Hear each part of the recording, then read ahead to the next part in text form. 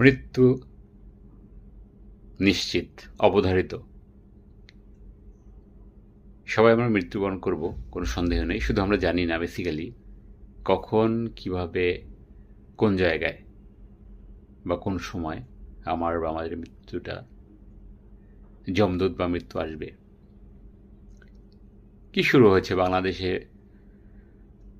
এর আগে অসংখ্য ঘটনা ঘটেছে যে এই যে ঢাকা শহরে বহুতল বিশিষ্ট আবাসিক বা কমার্শিয়াল স্পেসের রাস্তাঘাটে বেরোলেই মানুষ এই যে বিল্ডিংগুলো হয়, দেখা যায় বেশ কিছু মাস বা বছর আগে, আমার যদি ভুল না হয়ে থাকে, এক ব্যাংকারের মাথায় ইট পড়ে, সম্ভবত মহিলা, ফিমেল এক ব্যাংকার মনে হয়, যদি ভুল নাই হয়ে থাকে, সে মারা গেল। তো এরকম তো অহরহ শুনছি। আজকে কি হলো দেখেন, কি একটা অবস্থা, মেট্রো রেলের বিয়ারিং পড়ে লোক মারা গেল।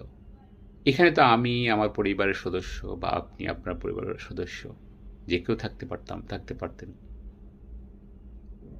তো আসলে মানে বলার ভাষা নেই আসলে, কোন দেশে আছি আমরা আসলে, যে কি একটা অবস্থা। এখন কি বাসায় থাকতে হবে সবার আমাদের?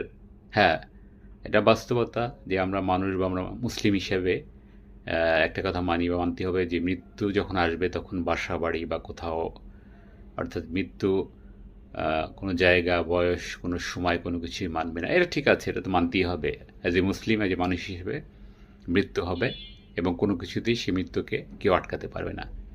কিন্তু তার মানে এই যে এইভাবে এই আন্ডার কনস্ট্রাকশন অথবা আহ, কোনো যানবাহন এরকম, অথবা কোনো স্থাপনা তৈরি হতে থাকবে, সেখান থেকে কিছু পড়ে আমরা যে কেউ চলে যাব, অথবা এই মেট্রো রেল বা ফ্লাইওভারের বিভিন্ন কিছু রড, এটা সেটা হাবিজাবি যা আছে পড়ে আমরা চলে যাব। এটা হলে মানা যায় না। এগুলো আসলে আসলে কোথায় বলবো, কার কাছে বলবো? আল্লাহ আমাদের হেফাজত করুন, এর বাইরে আসলে কিছুই বলার নেই। খুব দুঃখজনক আসলে এই নিউজটা দেখে। সারাদিনই খুব লাগলো যে কি হচ্ছে, কি হয় আসলে, কি হবে আমাদের দেশে আসলে, বলার কিছুই নেই। সবাই কি তাহলে বাসায় থাকবো?